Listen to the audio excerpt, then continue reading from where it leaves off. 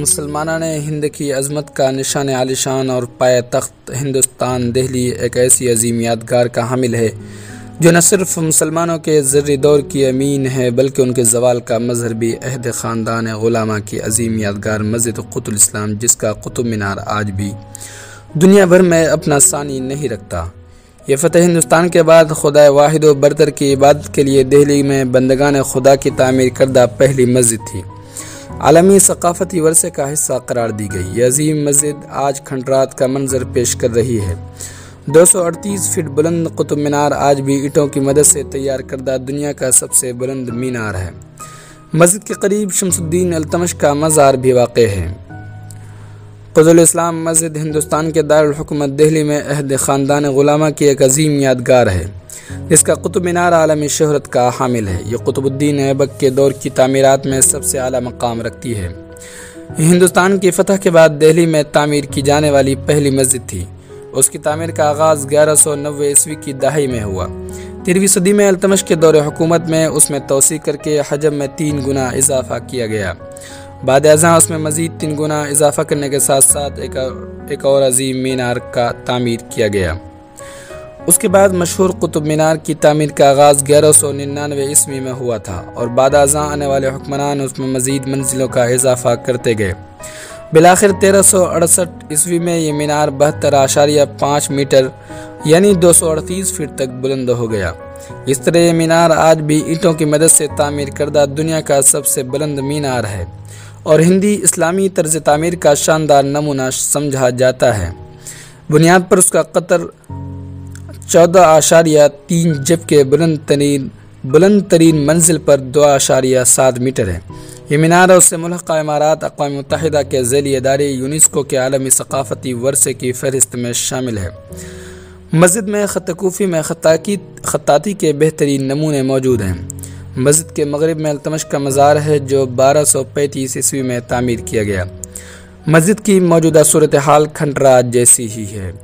ہندوستان کے دارالحکومت دہلی میں واقع یہ 72 میٹر لمبے مینار کی تعمیر در حقیقت ایک اجتماعی تعمیر ہے، جس میں مینار، مسجد اور دیگر تعمیرات ہیں۔ اس مجمع کو قطب کمپلیکس کہتے ہیں۔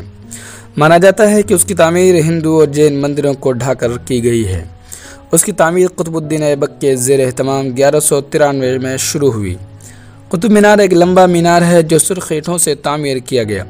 اس کے اندر 379 سیڑھیاں ہیں۔ مانا جاتا ہے کہ مینار دنیا کا واحد آزادانہ مینار ہے، یعنی اس مینار کو کسی اور عمارت یا سہارے کے بغیر کھڑا کیا گیا ہے۔ افغانستان کے جامع مینار سے متاثر ہو کر قطب الدین ایبک نے اس مینار کی تعمیر کے لیے حکم نامہ جاری کیا۔ قطب الدین ایبک کے دور میں اس کی تعمیر شروع کی گئی، لیکن اس کے دور میں یہ صرف بنیادی منزل کا کام مکمل ہو سکا۔ ایبک کے جانشین التمش نے اس کے مزید 3 منازل تعمیر کروائے۔ بعد میں فیروز شاہ تغلق نے 5ویں اور آخری منزل کی تعمیر کروائی۔ قطب الدین ایبک پہلا مسلمان سلطان ہے جس نے مرکزی حکومت کا ڈھانچہ دیا، جسے اس کے غلام اور داماد سلطان شمس الدین التمش نے مضبوط بنایا۔ سلطان علوم و فنون کا دل دادا تھا۔ دہلی کا مدرسہ ناصریہ اور قطب مینار اس کی علم دوستی کا واضح ثبوت ہے۔ قطب مینار محض ایک مینارہ نہیں ہے بلکہ دراصل شمال ہندوستانی سرزمین پر قائم ہونے والی سب سے پہلی مسجد کا مینارہ ہے، جو اسلام کی شان و شوکت کا عظیم مظہر اور سرزمین ہند پر اللہ و رسول کا کلمہ بلند کرنے کی ایک اہم نشانی ہے۔ اس کا ثبوت اس مسجد کے در و دیوار اور خود قطب مینار کے چاروں طرف بہترین ختم کندہ کی ہوئی وہ عربی فارسی تحریریں ہیں جو امتداد زمانہ اور حوادث دہر کے باوجود محو نہیں ہو سکی ہیں۔ قطب مینار کے پہلے دروازے پر پہنچتے ہی آپ کو اس کے دروازے پر جو تحریر منقش دکھائی دے گی وہ اللہ کے رسول صلی اللہ علیہ وسلم کی مشہور حدیث ہے، من بنا للہ مسجدا بنى اللہ لہ بیتا فی الجنۃ۔ اس مسجد و مینارے کی بنیاد سلطنت دہلی کے اولین مسلم بانی سلطان شمس الدین التمش نے رکھی تھی اور اس کی تکمیل اس کے نائب سلطان قطب الدین ایبک کے ہاتھوں ہوئی۔ قطب الدین ایبک ہندوستان میں ایک مستقل سلطنت قائم کرنے میں کامیاب ہوا۔ برصغیر پاک و ہند کا یہ پہلا فرمانروا ترکی الاصل تھا۔ بچپن میں حاکم نیشن پور قاضی فخر الدین عبدالعزیز کوفی نے اسے خریدا اور اس کے زیر سایہ قطب الدین نے تعلیم و تربیت کے علاوہ شہ سواری اور تیر اندازی کی تربیت حاصل کی۔ قاضی فخر الدین کی وفات کے بعد اس کے بیٹوں نے قطب الدین کو فروخت کر دیا، چنانچہ وہ غزنی میں سلطان شہاب الدین محمود غوری کے ہاتھوں فروخت ہوا۔ محمد غوری کی نرینہ اولاد نہ تھی۔ وہ اپنے ترکی غلاموں کو اولاد کی طرح پالتا اور انہیں تعلیم و تربیت سے بہرور کرتا، اور جو صاحب کمال نظر آتے اسے اہم منصب پر فائز کرتا۔ قطب الدین ایبک نے کئی مہموں میں اپنی بہادری اور دلیری کے جوہر دکھائے۔ چنانچہ ترائن کی دوسری جنگ 1192 عیسوی میں پرتھوی راج چوہان کی شکست کے بعد سلطان نے قطب الدین ایبک کو اپنے نائب سلطنت مقرر کر کے بر صغیر میں مزید فتوحات پر مامور کر کے خود غزنی واپس چلا گیا۔ 1192 عیسوی اور 1194 کے درمیان قطب الدین نے ہانسی، میرٹھ، بلند شہر، دہلی، علی گڑھ، قنوج اور بنارس فتح کیے اور متعدد سرکش راجاؤں پر قابو پایا۔ 1196 اور 1197 عیسوی میں گجرات کے علاوہ اہم قلعوں پر قبضہ کر کے 1202 تک شمالی ہندوستان کے فاتح کی حیثیت اختیار کی۔ 1206 میں سلطان محمد غوری کی وفات کے بعد قطب الدین لاہور پہنچا، جہاں اس کی تاج پوشی کا جشن منایا گیا۔ سلاطین دہلی کے لیے وسط ایشیا کی طرف سے ہر وقت خطرہ رہا کرتا تھا، چنانچہ تاج الدین یلدوز قطب الدین سے شکست کھانے کے باوجود خطرہ بنا رہا۔ اسے تعلقات استوار کرنے کی خاطر قطب الدین نے تاج الدین یلدوز کی بیٹی سے شادی کر لی، نیز اپنی ایک بیٹی کی شادی نصر الدین قباچہ حاکم ملتان و سندھ سے کر دی اور دوسری بیٹی شمس الدین سے بیاہ دی۔ اس رشتے کی وجہ سے قطب الدین ایبک کی سلطنت بہت مستحکم ہو گئی، لیکن قدرت نے اسے نظام حکومت کے میدان میں تنظیمی قابلیت اور فہم و فراست کے جوہر دکھانے کا موقع نہ دیا۔ اس کا نظام حکومت فوجی نوعیت کا تھا۔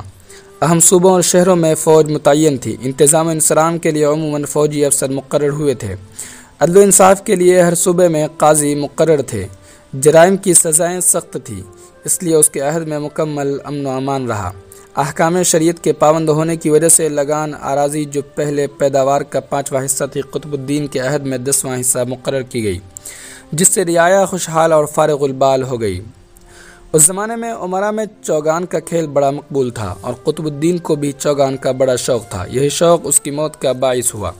چنانچہ 1210 میں لاہور میں چوگان کھیلتے ہوئے گرا اور اپنے گھوڑے کے نیچے دب گیا۔ گھوڑے کی زین کا پیش کوہ سلطان کے سینے میں پیوست ہو گیا اور روح قفس عنصری سے پرواز کر گئی۔ اس کے جانشین سلطان شمس الدین التمش نے 1217 میں ایک عالیشان مقبرہ تعمیر کرایا، تاہم رنجیت سنگھ کے عہد میں اسے مسمار کرا دیا گیا۔ برٹش دور میں لاہور میں آبادی کا اضافہ ہوا تو مقبرہ آبادی میں گھر گیا۔ پاکستان بننے کے بعد محکمہ آثار قدیمہ نے قبر سے متصلہ تمام مکانات کو خرید کر قبر کے احاطے کو واگداز کرایا اور 1927 عیسوی میں مقبرے کی تعمیر شروع ہوئی۔ انارکلی بازار سے مہو اسپتال کی طرف جانے والی گلی میں یک مقبرہ مرجع خلائق ہے۔ سلطان قطب الدین کو علوم و فنون کے علاوہ فن تعمیر سے بھی خاص لگاؤ تھا۔ 1193 میں دہلی کی فتح کی یادگار میں مسجد قبۃ الاسلام یا مسجد قوت الاسلام تعمیر کرائی۔